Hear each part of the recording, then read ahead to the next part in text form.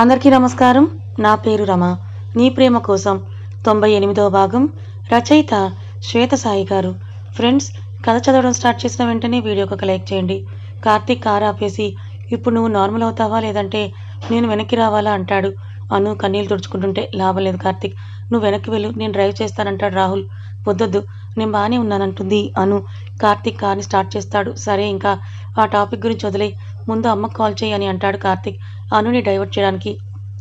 అను సుమిత్ర గారికి కాల్ చేసి, అత్తయ్య ఏం చేస్తున్నారంటే, అమ్మ వాళ్ళు వెళ్తా ఉంటున్నారను, నేను నీకు కాల్ చేద్దాం అనుకుంటున్నాను అంటారు సుమిత్ర గారు. లేదు లేదు, వచ్చేస్తున్నాము, 10 minutes వెయిట్ చేయండి అని అంటుంది. అను, నీ వాయిస్లో ఏదో హ్యాపీనెస్ కనిపిస్తుందని అంటారు. అవునత్తయ్య, మీకు ఒక సర్ప్రైజ్ అంటుంది అను. అవునా, నేను వెయిటింగ్, త్వరగా వచ్చేయండి అని అంటారు సుమిత్ర గారు. ఇదంతా స్పీకర్లో విన్న శ్వేత నవ్వుకుంటూ, త్వరగా పదండి, ఇంటికి వెళ్ళాలని ఆత్రంగా ఉంది అని అంటుంది. వదిన, నీ కోపంగా లేదా మా మీద, అలాగే ఇంటికి రావాలంటే అని అడుగుతాడు కార్తీక్. ఉంది కార్తీక్, చాలా కోపం నీ మీద, అత్తయ్య మీద, కానీ కోపం వేరు, అంతకన్నా మీ మీద ఉన్న ప్రేమ వేరు. నాకు ఎప్పటికీ ఉన్న బంధువులు మీరు మాత్రమే, అందుకే నేను ఈ ఊరు వదిలి ఎక్కడికి వెళ్ళలేదు. అప్పుడప్పుడు మీకు కనిపించకుండా మిమ్మల్ని చూస్తూ ఉండేదాన్ని. రాహుల్ లేడని ఒకే ఒక్క కారణంతో నేను ఆ రోజు మీ దగ్గర నుంచి వచ్చేసాను. అంతేకాని ఆ ఇంట్లో ఎటువంటి స్థానం లేదు నాకు అని నేను అనుకోలేదు. అలాగే అక్కడ ఉండే పూర్తి హక్కు నాకుంది. రాహుల్కి కోమాలో ఉండుంటే మీరు గెంటేసిన ఆ ఇంట్లోనే ఉండి రాహుల్ని చూసుకుంటూ ఉండేదాన్ని నేను ఖచ్చితంగా. రాహుల్ ఉంటే అది చిన్నిళ్ళైనా ఉంటాను, తను లేనప్పుడు అది బంగ్లా అయినా నాకు వద్దని అంటుంది. కార్ బ్రేక్ వేసి, సారీ వదిన, నేను ఎంత పెద్ద తప్పు చేశానో నాకు ఇప్పుడిప్పుడే అర్థమవుతోందని అంటాడు కార్తీక్. వదిలే కార్తీక్, అంతా జరిగిపోయింది కదా, ఇప్పుడు ఎందుకు ఇదంతా అంటే, లేదు డాడ్ ఎప్పుడు ఒక మాట అంటారు, జాగ్రత్త కార్తీక్, తప్పు చేసిన వారికి శిక్ష పడకపోయినా పర్లేదు, ఏ తప్పు చేయని వారికి శిక్ష వేయకూడదు, అది చాలా తప్పు అని. నేను అది మీ విషయంలోనే కాదు, అను విషయంలో కూడా అలాగే చేశాను. నిజానికి నా పెళ్ళాం పిచ్చిది కాబట్టి నేను ఎంత బాధ పెట్టినా నా మీద దానికున్న ప్రేమతో నన్ను వదిలిపెట్టి వెళ్లకుండా ఉంది. అదే అను ప్లేస్లో ఇంకెవరైనా ఉంటుంటే అసలు ఎప్పుడో నన్ను వదిలి వెళ్ళిపోయేవాళ్ళని అంటాడు. అసలు తన స్థానం ఎవరికి ఇవ్వాలని నాకు లేదు. ఆ ఊహే నాకు భయంకరంగా ఉంది అంటాడు. హలో, ఇల్లు వచ్చింది, అందరం వెళ్దామా అంటుందాను. ఇల్లు రావడంతో అందరూ కిందకి దిగుతారు. శ్వేత నువ్వు కొంచెం ఆగు, ముందు రిషికి కాళ్ళు వచ్చాయని అత్తయ్య మావి చూడాలి, ఆ తర్వాత నువ్వు కనిపించాలి, ఓకేనా అంటుంది అను. రిషిని మెయిన్ డోర్ దగ్గర నుంచోబెట్టి, లెఫ్ట్ సైడ్ శ్వేత, రైట్ సైడ్ అను. డోర్ ఓపెన్ చేసిన వారికి కనిపించకుండా రాహుల్ వైపు తిరుగుంటారు. ఇప్పుడు కాలింగ్ బెల్ కొట్టు, అత్తయ్య గాని మామయ్య గాని వచ్చి డోర్ తీస్తారు. సరే అని కాలింగ్ బెల్ కొడతారు. సుమిత్ర గారు వచ్చి డోర్ తీస్తూ, అను నా సర్ప్రైజ్ ఏదంటూ ఒక్కసారిగా రాహుల్ని చూసి షాక్ అవుతారు. రాహుల్ నువ్వు నిలబడ్డావా, అంటే నీ కాళ్ళు మామూలు అయిపోయాయా అని ఆవిడ కన్నీళ్లతో అడుగుతుంది. రైట్ సైడ్ నుంచి అను వచ్చి, చెప్పాను కదా మీకు సర్ప్రైజ్ అని, అలాగే మామయ్య గారిని కూడా పిలవండి అని అంటుంది అను. ఏవండి అనడంతో హరిప్రసాద్ గారు వస్తారు. అక్కడే ఉన్న రామూర్తి, లక్ష్మి గారు సోఫాల నుండి లేచి నిలబడి వాళ్ళు అటు వస్తుంటారు. రాహుల్ని చూసి ఒక్కసారిగా నవ్వుతూ ఆయన కూడా చాలా సంతోషిస్తారు. అత్తయ్య, మావయ్య, మీ ఇద్దరు కళ్ళు మూసుకోండి అంటుంది అను. రాహుల్ వెనకే ఉన్న దివ్య, ఇంకా కార్తీక్, సుమిత్ర, హరిప్రసాద్ గారి వెనుక ఉన్న లక్ష్మి, రామూర్తి గారు వాళ్ళందరినీ చూస్తుంటారు. ఎందుకు అను అంటారు సుమిత్ర గారు. చెప్తాను, మీరిద్దరు కళ్ళు మూసుకోండి అంటుంది అను. వాళ్ళిద్దరూ కళ్ళు మూసుకోగానే ఒకసారి నుంచి అను లోపలికి వెళ్ళి ఒక పళ్ళెం, హారతి పళ్ళెం తీసుకొని వచ్చి సుమిత్ర గారి చేతిలో పెట్టి, కళ్ళు తెరవండి అని అంటుంది అను. సరే, నేను హారతి ఇస్తాను, నువ్వు కూడా బయటికి వెళ్ళు, అందరికీ కలిపి ఇస్తాను అంటారు. అలాగే అని అను కూడా బయటికి వెళ్ళి కళ్ళతో లెఫ్ట్ సైడ్ సైగ చేస్తుంది. అక్కడే ఉన్న శ్వేత, రాహుల్ పక్కకు వస్తుంది. శ్వేతని చూసిన కంగారులో ఆవిడ పళ్ళెం వదిలేపోతే హరిగారు ఆ ప్లేట్ పట్టుకుంటారు. శ్వేతని చూడగానే ఆవిడ కళ్ళల్లో నీళ్లు తిరుగుతాయి. నువ్వు ఇక్కడ, అసలు నాకేం అర్థం కావట్లేదని ఆవిడ కన్నీళ్లతోనే మాట్లాడుతూ ఉంటారు. అవునత్తయ్య, ఎలాగో వీళ్ళందరూ కలిసి నన్ను పట్టించారు, సో మళ్ళీ మీకు ఈ కోడలతో టార్చర్ తప్పదని అంటుంది. నా ఈ ఇద్దరు ముద్దుల కోడలతో లైఫ్ లాంగ్ నేను టార్చర్ భరించడానికి సిద్ధమే, ఇద్దరూ కలిసి కొట్టినా తిట్టినా ఏం చేసినా నేనేమనను అని అంటారు కన్నీళ్లతో. అయ్యో అత్తయ్య, మీరు అలా అనకండని ఇద్దరూ ముందుకు రాబోతుంటే, ఆగండి, అక్కడే ఆగండి, నలుగురు పక్కపక్కనే నుంచోండని నలుగురిని పిలుస్తారు. నలుగురు పక్కపక్కనే నుంచొని ఉంటే నలుగురికి కలిపి హారతిచ్చి దిష్టి తీసి ముందు రాహుల్, శ్వేతకి బొట్టు పెట్టి లోపలికి రండి అంటే వాళ్ళు వస్తారు. ఆ తర్వాత కార్తీక్, అనుకి బొట్టు పెట్టి కుడికాలు ముందు పెట్టి లోపలికి రండని. ఆగండి, ఆ రోజు మిస్ అయ్యారు, ఇప్పుడు మిస్ అవ్వడానికి వీల్లేదు. పెళ్ళై మొదటి రోజు మీరు ఇంట్లోకి వచ్చినప్పుడు మీ ఇద్దరు పేర్లు చెప్పలేదు కదా, సో ఇప్పుడు మీ ఇద్దరు పేర్లు చెప్పి లోపలికి రావాల్సిందే అంటారు సుమిత్ర గారు. అత్తయ్య ఏంటి మీరు అనేది అంటుంది అను. హలో, ఇన్ని రోజులు గడిచిన తర్వాత కూడా మీ ఆయన పేరు చెప్పడానికి ఏంటమ్మా అంత సిగ్గు అని అంటారు సుమిత్ర గారు. అవునా అత్తయ్య, ఆ రోజు వీళ్ళు పేర్లు చెప్పకుండా నా లోపలికొచ్చారా? ఎంత దారుణం! అయినా మీ ఇద్దరిని ఆడుకోవాలని నేను చాలా అనుకున్నాను. ఇప్పుడు దొరికారుగా నా కోసమే. ఆ రోజు మీరు చెప్పలేదేమో. ఇప్పుడు మీ ఇద్దరి పేర్లు చెప్తేనే నేను మిమ్మల్ని ఇంట్లోకి రానిస్తాను అంటుంది శ్వేత. ఏ అయితే ఇవి నేను లోపలికొచ్చి ఎంజాయ్ చేస్తా అని అంటూ దివ్య వాళ్ళ పక్క నుంచి లోపలికొస్తుంది. చెప్తాం, మాకేమైనా భయమా అని అంటాడు కార్తీక్. భయం నీకు కాదు భర్తీ గారు, మీ ఆవిడికి అంటుంది శ్వేత అనుని ఉడికిస్తూ. అను భుజం మీద చేయి వేసి దగ్గరికి లాక్కొని అనుని చూస్తూ ఉంటే టక్కున తలదించేసి అందరూ ఉన్నారంటుంది.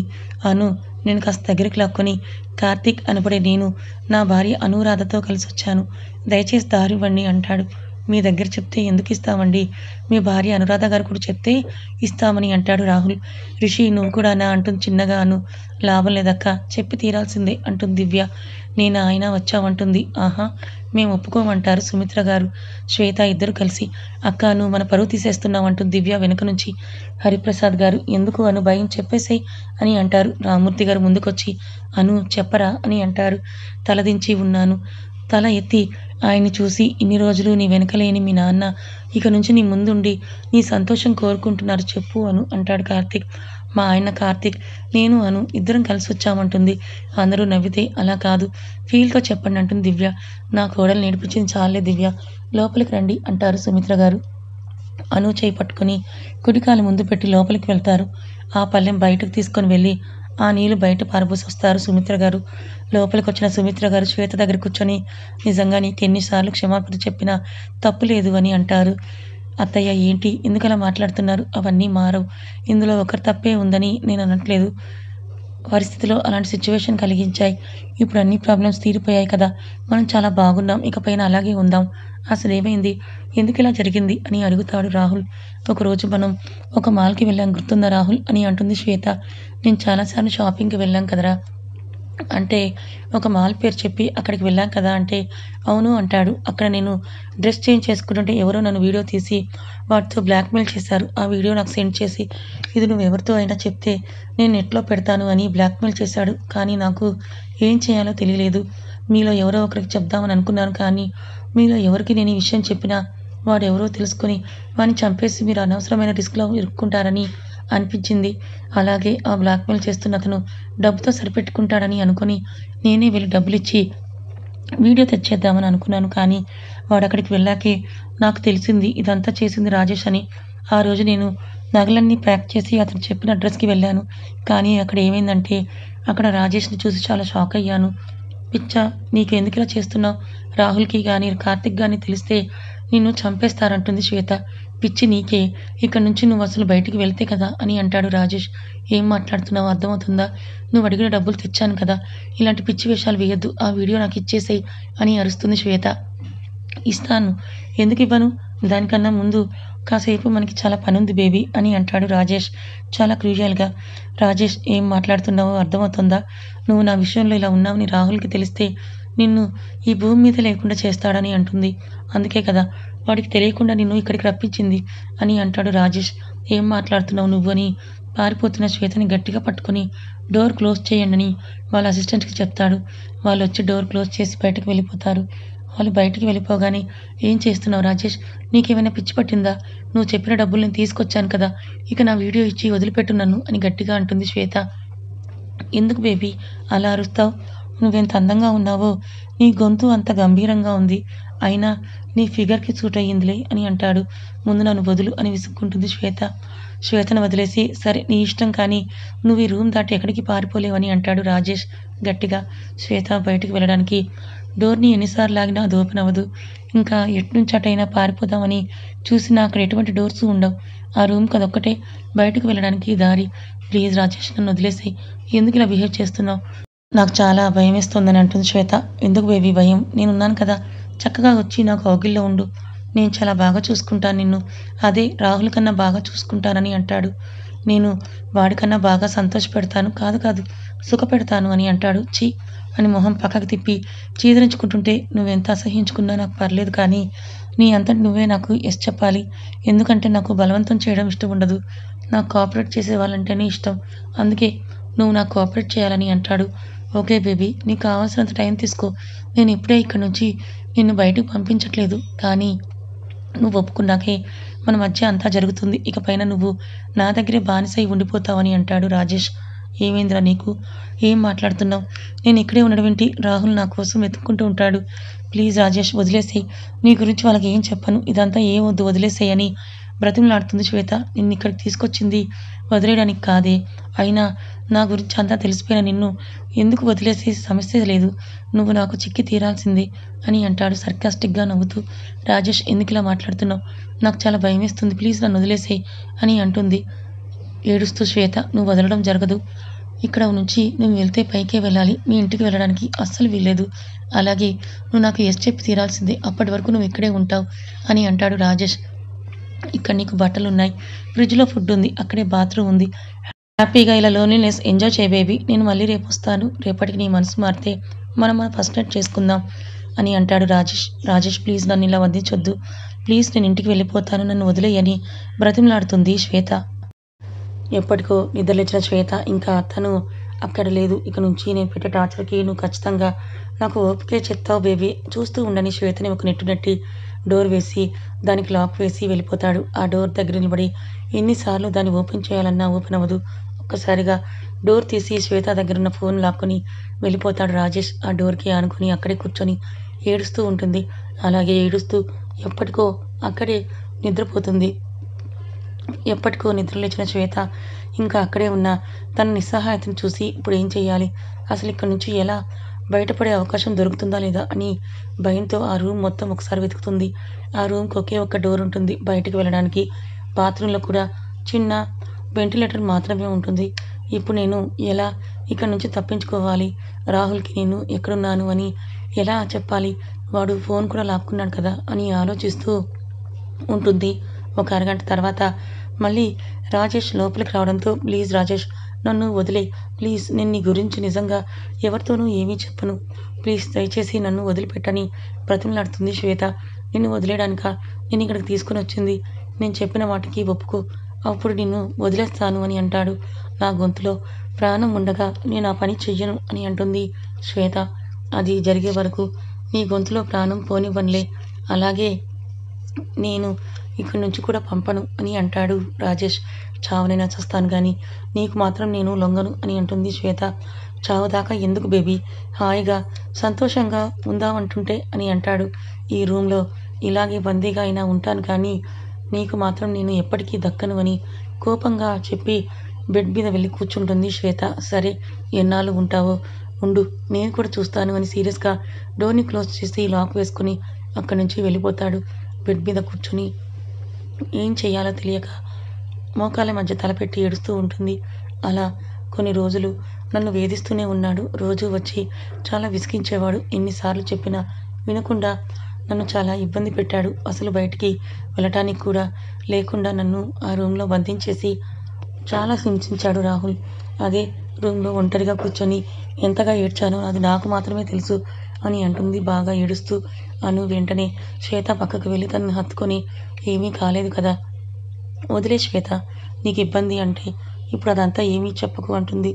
నా బాధ మీకు తెలియాలని కాదు అను, ఇదంతా చెప్తుంటే నాకు కాస్త బరువు దిగుతుంది. ఇప్పటిదాకా నా మనసులో దాచుకున్న బాధ చెప్తూ ఉంటే ఇప్పుడు నేను చాలా ఫ్రీ అయ్యాను అను అని అంటుంది. అనుని ఇంకా గట్టిగా హక్ చేసుకుంటూ. కానీ ఒకరోజు చాలా బలవంతంగా అయినా నన్ను దక్కించుకోవాలని ప్రయత్నించాడు. అక్కడ ఉన్న కత్తి తీసుకొని నువ్వు ఏదైనా చేస్తే నేను చచ్చిపోతాను అని నేను బెదిరించడంతో అక్కడి నుంచి వెళ్ళిపోయాడు. ఆ తర్వాత ఏమైందో తెలియదు. 1 నెల రోజుల పాటు నా దగ్గరికి రాలేదు. నేను ఎక్కడున్నానో, ఎన్ని రోజులైందో, టైం ఎంతైందో కూడా నాకు అసలు తెలిసేది కాదు. కొన్ని రోజులకొచ్చి పుట్టిస్తూ ఏమైనా మనసు మార్చుకున్నావా అని చూసి వెళ్ళేవాడు. ఒంటరిగా తిని తినక ఎవరికి కాంటాక్ట్ చేయలేక ఎంతగా క్షోభ అనుభవించానో అది నాకు మాత్రమే తెలుసు అంటుంది. ఒకరోజు వచ్చి ఒక లెటర్ రాసి మీ ఇంట్లో నీ రూమ్లో పెట్టొచ్చాను. అది చదివిన మీ వాళ్ళంతా నిన్ను అసహించుకుంటున్నారు. ఇంతకీ అందులో ఏం రాశానో తెలుసా? రాహుల్, నేను నీకన్నా డబ్బును ఇంకొకరితో వెళ్ళిపోతున్నాను, నన్ను వెతకొద్దు రాహుల్ అని రాశాను. మీరంతా నా మీద కోపంగా ఉన్నారని చెప్పాడు. ఏం చేయాలో తెలియలేదు. నా గొంతులో ప్రాణం ఉన్నంత వరకు నన్ను నేను కాపాడుకోవాలని అనుకున్నాను. తర్వాత నెలకి 2 సార్లు మాత్రమే వచ్చేవాడు. ఆకలి బాధ ఎలా ఉంటుందో చూపిస్తాను, నువ్వే నా దారికి వస్తావని అంటూ 2 వీక్స్కి ఒకసారి ఫుడ్ మొత్తం తెచ్చి అక్కడ పెట్టి వెళ్ళేవాడు. ఉన్న దానిలో ఏదో ఒకటి చేసుకొని తినేదాన్ని. ఒకసారి అన్ని ఫుడ్ ఐటమ్స్ అయిపోయాయి. చాలా ఆకలితో ఒక రోజంతా అలాగే ఉన్నాను. ఆ నెక్స్ట్ డే వచ్చి నీకు ఫుడ్ ఇవ్వాలి అంటే నేను చెప్పిన దానికి ఒప్పుకో అన్నాడు. నేను ఒప్పుకోను అంటే అయితే ఇలాగే చావని ఇంకొక రోజు తర్వాత వచ్చి ఫుడ్ ఇచ్చాడు. నన్ను బాగా టార్చర్ చేయాలని అనుకున్నాడు అని అర్థమైంది. వీక్ అవుతున్నానని తెలిసి ఫుడ్ పెట్టడం బాగా తగ్గించాడు. ఒకసారి నెల రోజులు రాలేదు. ఏం చేయాలో అర్థం కాలేదు. ఎలా తనని పిలవాలి, ఆకలి అని ఎవరికి చెప్పాలో కూడా అర్థం కాలేదు. ఆ రోజు వచ్చి చెప్పాడు, నీ మరిది పెళ్లి చేసుకున్నాడు, వాళ్ళ ఆవిడ సూపర్ అని మీ పిక్ చూపించాడు. నువ్వైనా హ్యాపీగా ఉన్నావని అనుకున్నాను. నీ పెళ్ళయిందంటే రాహుల్ బాగానే ఉన్నాడని అనిపించింది. అలాగే కళ్ళు తిరిగి పడిపోయాను. హాస్పిటల్కి తీసుకొని వెళ్ళి సెలైన్ పెట్టారు. ఒకరోజు అంతా అక్కడే ఉంచారు. కథ ఇంకా ఉంది. మరి శ్వేతని, అనుని ఇంతగా టార్చర్ పెట్టిన రాజేష్ భవిష్యత్తు కార్తీక్, రాహుల్ చేతిలో ఎలా ఉంటుందంటారు? ఇలాంటి రాజేష్ లాంటి వెధవల్ని ఏం చేయాలో కామెంట్ చేయండి. కథ నచ్చితే లైక్ చేయండి. Thank you so much.